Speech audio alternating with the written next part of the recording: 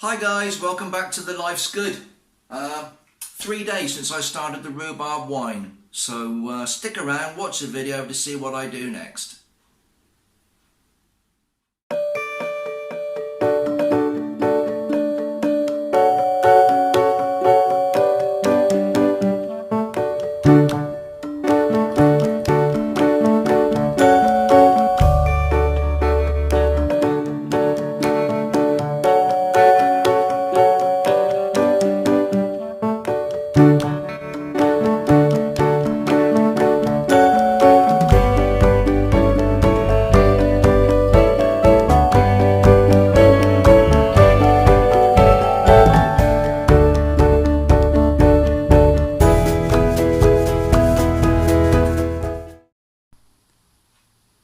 I've just pulled the bucket of rhubarb out of the cupboard. It's 24 hours since I put the mix together. Now this is just rhubarb, sugar, Campden tablet and Pectolase into this bucket. Now I'll just move you forward and I'll see if I can get the lid off of here. There we go, and hopefully you'll be able to see in here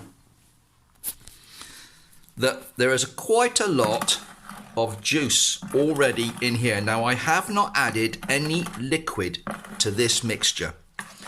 This was just under 3.5 pounds of rhubarb, just under 3.5 pounds of sugar. I use a teaspoon of Pectolase and a crushed Campden tablet. I've added those as well, mixed it all up, and all this juice has been extracted from the rhubarb.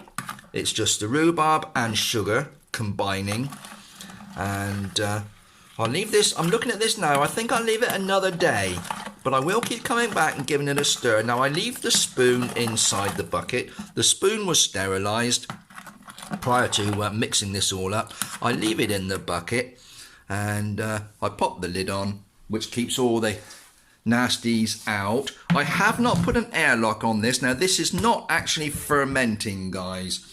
I haven't added any yeast at this point in time, but that will come later.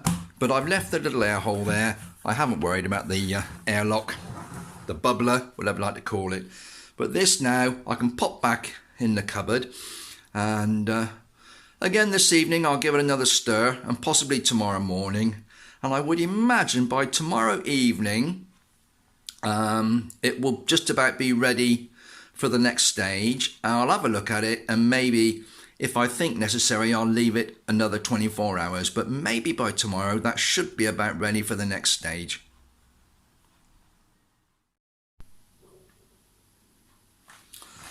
Right guys, well it's now 48 hours since I put this mixture together, and I know it's been a few seconds for you, but it's been a whole other day for me.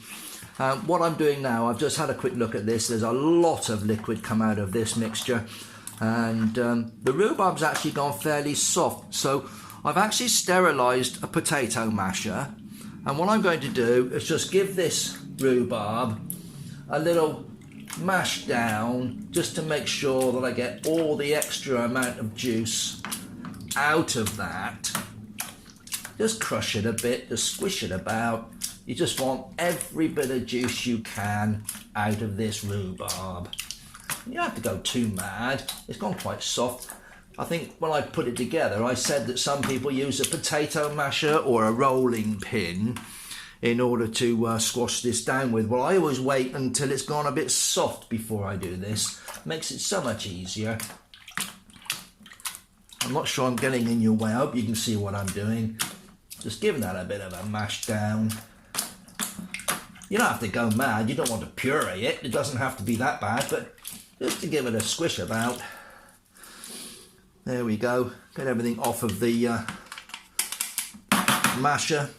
There. Now I'll put that to one side and clean that now, and give this a final stir. I'm leaving the spoon in, as I said before. I'm going to pop the lid back on. Now this is another point actually. You've got the little air hole in this lid. That's at one side. Now I always use that as an indicator for the little lip on the side of the bucket here, where you can put your fingers in to lift the lid off. All around here you can't get the lid off very easily, but here there's a little gap. And I always use the airlock to indicate to me where the gap is. So when I put the lid on, that airlock is right in line with that gap, which makes it so much easier to locate and remove the lid when I need to. Otherwise you're getting the bucket out, you're feeling all around the edge. Where's the damn lip? Where is it? And you always miss it. Oh, it's there. So I always use the bung here, or the air bubbler or siphoner thing. You know the thing I mean, that goes on the top. I use that as an indicator as to where the little indentation is to put your fingers in and lift the lid. Right guys, I'm going to leave that for a further 24 hours. So for you guys, it's just going to be a couple of seconds. For me, it's going to be a whole other day.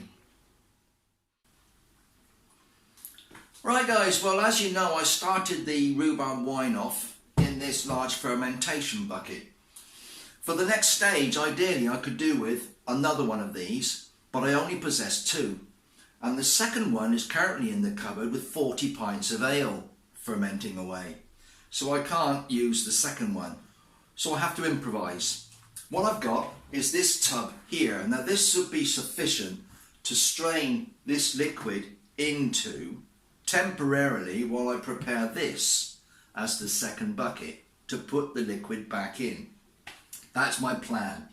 So I'll talk you through everything as I go, and hopefully by the end of this video this rhubarb wine will be ready to sit for a few more days and ferment. Well, first things first, I've got myself a jug here. I actually sterilise this with some boiling water just to make sure it's a little bit clean. However, this sterilising fluid in here is a sodium metabisulfate mix. That should be sufficient to sterilise this and keep everything clean for reuse. Now I've got a little bubbler in here, as you can see. This has got some of the solution in. I need to tip some of this out in a minute. I'm just going to pop that on top of the lid in the sink there, and I'm going to carefully lift this straining bag out of here.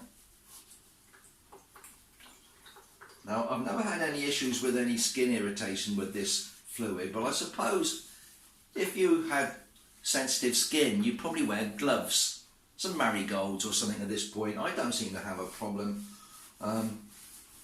Just wring all that fluid out of there. I'm going to sit that cloth on top of there because I need to rinse all that as I do this bucket. Now what I'm going to do now is to tip that fluid into that jug.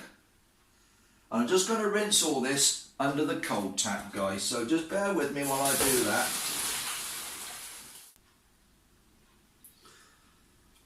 I've given everything a good rinse in cold water. Now the sterilising solution, if you get that in direct contact with your prospective wine mixture, it could affect fermentation. It could kill things off, it could kill yeast, all manner of things. So you've sterilised the containers, and before you use them, you rinse them thoroughly with cold water, which is what I've done. And I've also got this little strainer bag, which I've actually sat inside this little tub. Now this is a sort of a, I'm trying to get over the fact that I haven't got a second one of these buckets, guys. So I've sterilised this in order to decant this liquid into here and strain all of the liquid from the rhubarb. So that's what we'll do next. Now remember I said that the little air hole where you attach your bubbler, these sort of little bubble gadgets fit in these, which create a seal, and gases can be let out but air and other things cannot get in. I always use that little hole area to indicate where this slot is on the lid, so I know exactly where to open my bucket without having to hunt all the way around the rim for that little groove. This needs to be cleaned. this needs to be decanted into here. I'm going to lift you off of there and let you see how much liquid this has produced now. Well, I hope you can see in here, guys, that there is quite a large amount of liquid that has been created between the rhubarb and the sugar mix in here. It's amazing how much fluid is created by this process. Well, my next task, if you like to call it that, is to tip all this into this bucket with the strainer cloth, straining bag sat in it. Keep the handle to the back out of the way, and carefully, without splashing everything and everyone. I have to admit, guys, this smells quite delicious. It's got a very sweet rhubarby smell, a bit like your Gran's crumble.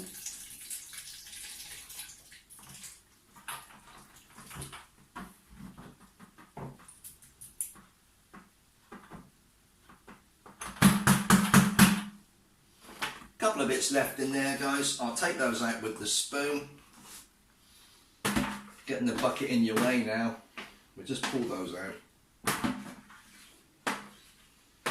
Right. Job done. There we go. So all of that now has been decanted into this tub with the bag in. Now, as I said, I've only got the one bucket, which is why I've now given this a good clean out, and I now need to sterilise this. And if you remember, I decanted the sterilising fluid into this jug. I'm now going to pour this into that bucket, and I'm also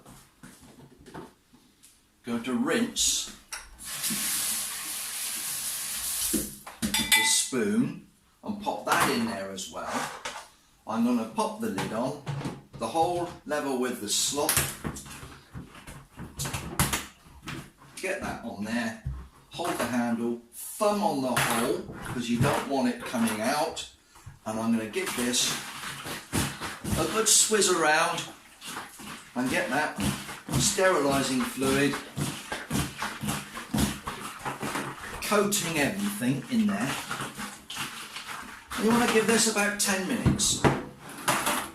And in 10 minutes I can be doing the next part of this operation.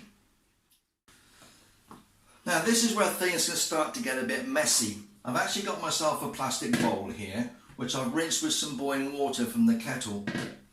And I've now got to try and strain all of this fruit out of this, or the juice from the fruit through this bag. So it's a case of lifting it out and giving it a gentle squeeze. And as you can see, there's quite a lot of this coming out. Just keep teasing it, gently squeezing it. Now clearly you need to make sure your hands are very clean before you start this operation, guys. I have washed my hands and I've used a cleansing gel just to make sure there's no bacteria or anything on my hands that's going to spoil this. Generally speaking, you don't have a problem. Back in the day, they never used to worry about things like that. They used to just whack it all together and make their beverages. They didn't worry about sterilisation and hygiene then, did they? Now the colour of this is interesting, guys. Now, depending on how red your rhubarb sticks are, depends on how pink this juice is. But we will be adding some other ingredients in a moment to sort of bolster it up, and it will change the colour slightly.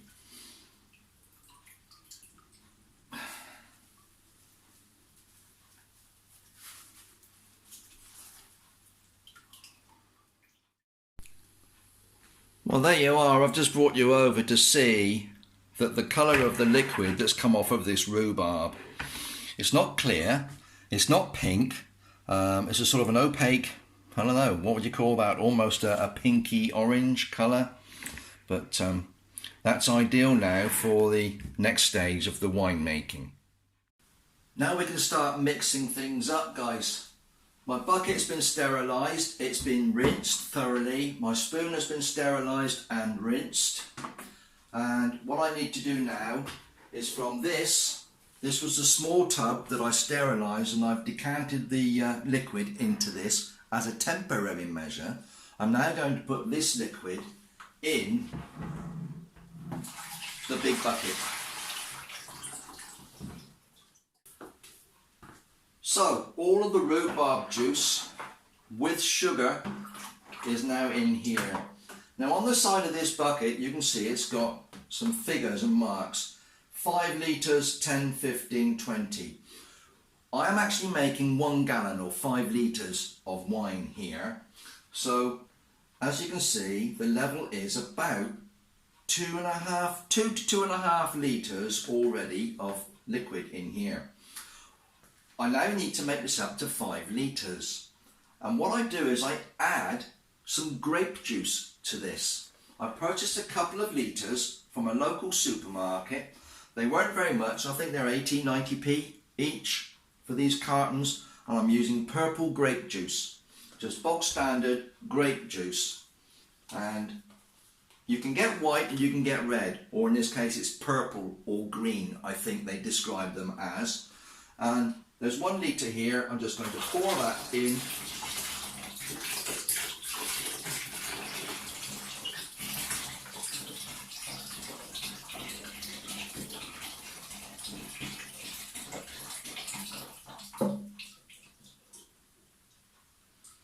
There's 1.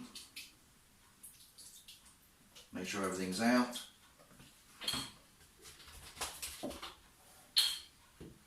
Now you don't have to use the grape juice, you can stick with just water and you'll have a very clear, very pale wine.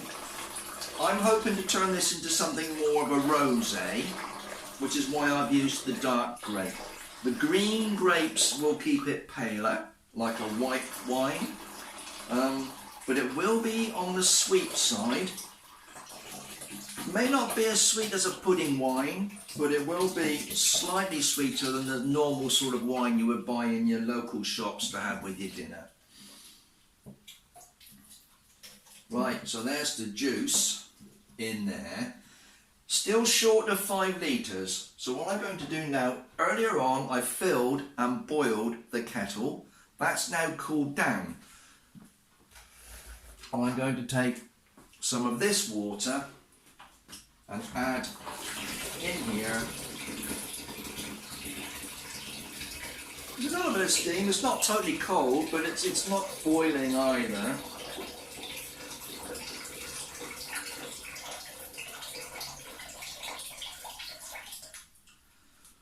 Well, we're still a little bit short, guys. I've got some filtered water I can add.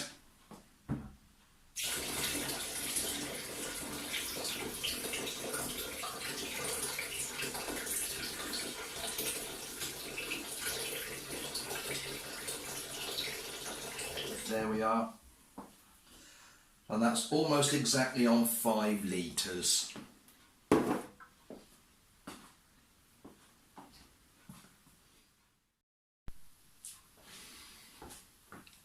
Well, I hope you can see in here, alright everybody, this is the rhubarb and sugar juice now mixed with 2 litres of the grape juice. Now this is the purple grape juice, or black grapes, concentrate from a supermarket that you just get in the fruit juice aisle.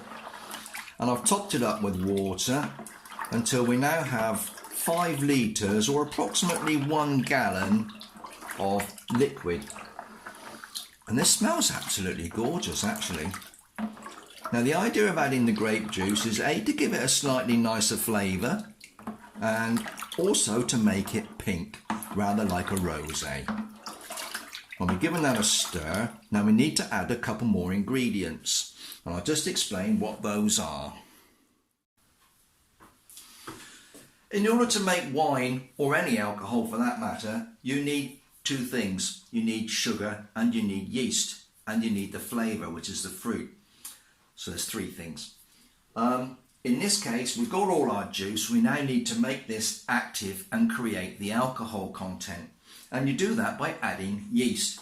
Now I've got a dried active yeast here. It's just a bog standard winemaking and brewing yeast. It's nothing particularly fancy. It's just a standard yeast. I use it all the time. Never had any problems.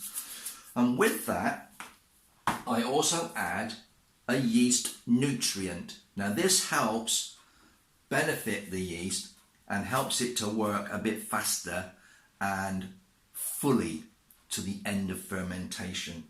You can use just yeast on its own, but it may take a little longer and you may not have the full alcohol content that you desire. So I'm going to add a teaspoon of the yeast and a teaspoon of the nutrient and stir them into this mixture. Well, I've got a little measuring spoon here, part of a set of measuring spoons. That is supposedly 1 teaspoon measure. And first of all, what I'm going to do is add my yeast nutrient, and I want a good teaspoon of that and sprinkle that in there. And having put that in, I will now give that a stir.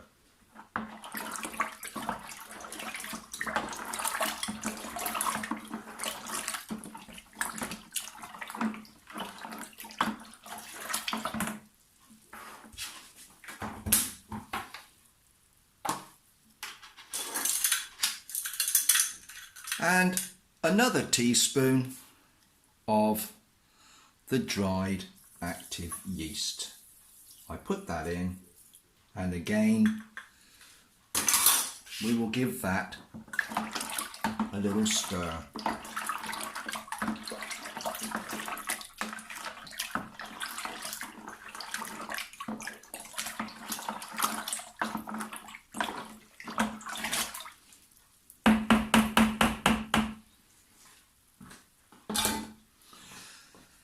And that is about it for today. We'll put the lid on and pop it in the cupboard with a bubbler, and I'll explain what happens next. Now this is the science part of the winemaking in terms of checking the specific gravity of the liquid prior to fermentation. And I will then take the specific gravity of the liquid after fermentation, and with a small calculation I will be able to determine exactly what the volume of alcohol is, the ABV. Now I've already put my hydrometer, which is this little gadget here, inside this tall jug, if you like to call it that, this little vessel, and in there it is a reading in amongst that. On that green scale you can just make it out. It's actually reading 1.080. That is the figure I need. That's the starting specific gravity of this wine, 1.080. Now from experience that tells me that the likely ABV of this wine, when it's eventually bottled and ready to drink, will be around about 12%. Providing I can get this to ferment down, the ABV is about 12%. That's the likely alcohol by volume. There's the slop on the bucket for lifting off the lid. There's the little bubbler hole adjacent to that slot. A little bit of water on it, it's where I rinsed it off, guys. It's just clean fresh water. There we go. The lid's fitted, and I've already prepared my little bubbler, which fits in here. And as you press down, you'll see it's already bubbled with the air being forced through. And that's it for now. Now what we need to do is we'll pop this back in the cupboard, and I will stir this every day for 3 days. I will go in there every 24 hours and give that a good stir. And then I will leave it for a further 4 days in the cupboard. And during that time, this bubbler should be showing that this is fermenting. So it's 7 days in the cupboard, and we stir it each of the first 3 days and then leave it for the end of the week. So when we get to that stage, I'll bring you back and show you the next stage, or part 3 of making AJ's rhubarb wine. Well, thanks for sticking around, guys. Thanks for staying with me.